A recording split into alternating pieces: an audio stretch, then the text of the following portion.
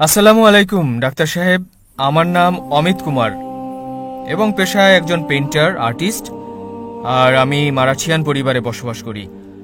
আর আমি সত্যিকারে এই যে সেকান্দার ভাই রয়েছে তার সাথে সাক্ষাৎ করি এবং তিনিই আমাকে ইসলাম সম্পর্কে বলেছেন, আল্লাহ তাআলার ব্যাপারে বলেছেন এবং কোরআন শরীফের ব্যাপারে বলেছেন।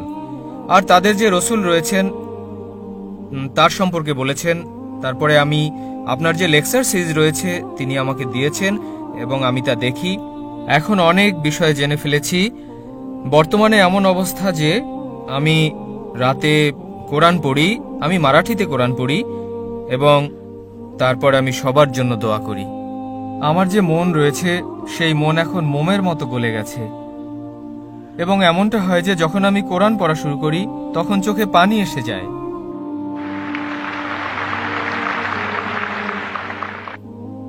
কেননা এক এক বিষয় রয়েছে যা সত্য এবং সত্য ছাড়া আমি কিছু দেখি না তাতে।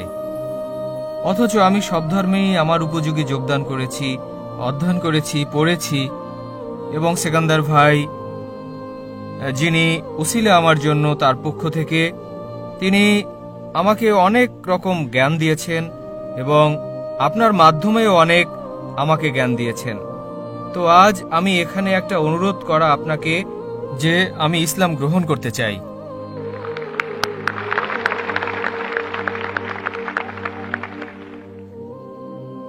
মাশাআল্লাহ, ভাই সাহেব বললেন যে অনেক সময় ধরে আপনি ইসলামের চর্চা করছেন এবং আলহামদুলিল্লাহ বলছেন যে আপনি কোরআন মজিদের অনুবাদ পড়েছেন এবং যখনই কোরআন মজিদের তর্জমা পড়েন তখনই আপনার চোখে পানি আসে। এটা একজন মুমিনের লক্ষণ, যার কাছে ঈমান আছে। যখন সে কোরআন পড়ে তার চোখে পানি আসে, কোরআনের আয়াতও আছে মাশাআল্লাহ।